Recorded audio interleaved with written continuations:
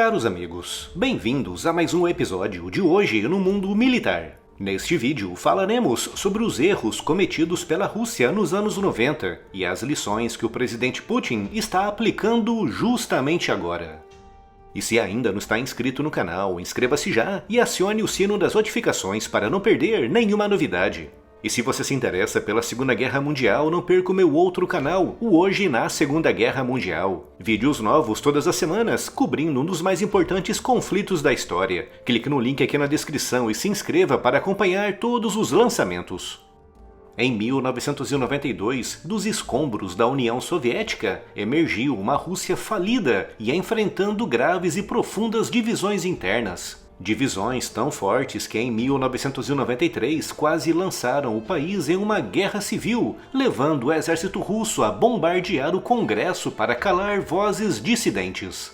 Nos anos 90, a Rússia era uma gigantesca e desconexa colcha de retalhos, com comandantes militares e líderes políticos locais sem saberem muito bem o que fazer e que direção tomar.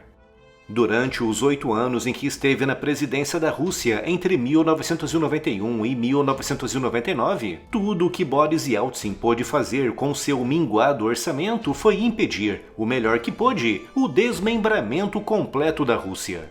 Para quem não sabe, a Rússia é formada por 85 unidades federativas, das quais 22 são repúblicas. Regiões nas quais a população não é de maioria étnica russa, mas cujos líderes decidiram permanecer ligados ao governo central de Moscou. E nos anos 90, com o governo russo sem dinheiro, muitas dessas repúblicas ameaçaram se desligar voluntariamente de Moscou, um processo que, se começasse, correria o risco de só terminar com a Rússia completamente desmantelada em pequenas repúblicas.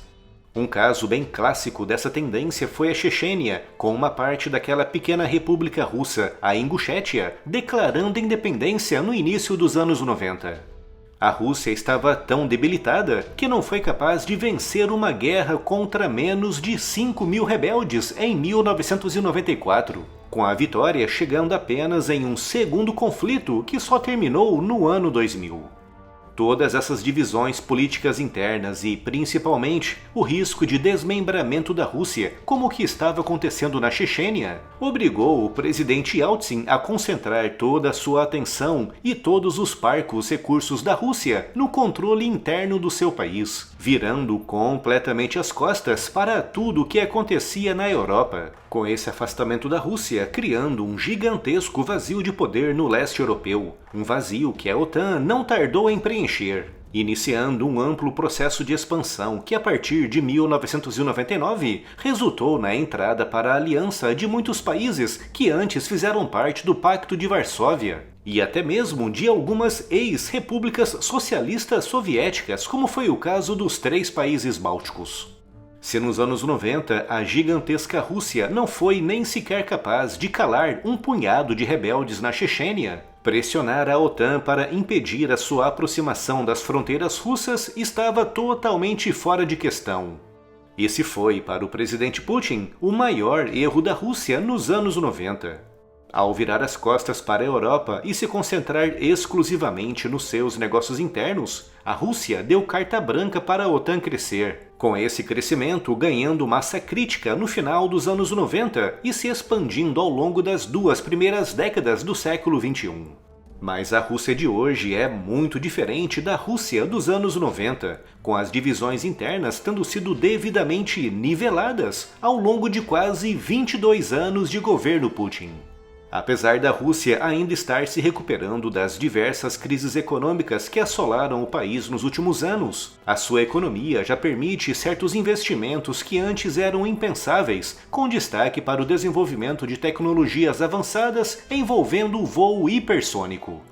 Com as questões internas resolvidas e com a economia relativamente estável, a Rússia começou finalmente a impor barreiras ao avanço da OTAN.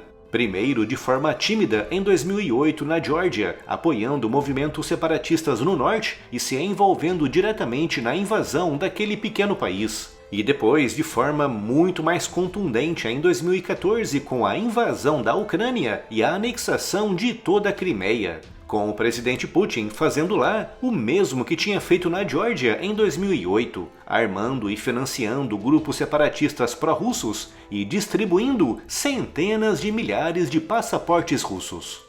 Essas duas ações, a Geórgia em 2008 e a Ucrânia em 2014, tiveram ambas o propósito de conter o avanço da aliança para ainda mais perto das fronteiras russas. Algo que, na visão do presidente Putin, deveria ter sido feito por Boris Yeltsin em regiões como os países bálticos. Esse erro, cometido pela Rússia nos anos 90, deixou lições valiosas que o presidente Putin está aplicando agora no terreno, com aquilo que está acontecendo na Ucrânia sendo o reflexo mais visível dessas lições. E se gostou do vídeo e se quer incentivar o canal, não se esqueça de deixar aqui o seu like e de o compartilhar com seus amigos. E confira também as incríveis novidades da loja. Além de adquirir aquele presente super bacana, ainda estará apoiando diretamente o projeto do Hoje no Mundo Militar. O link da loja está aqui na descrição.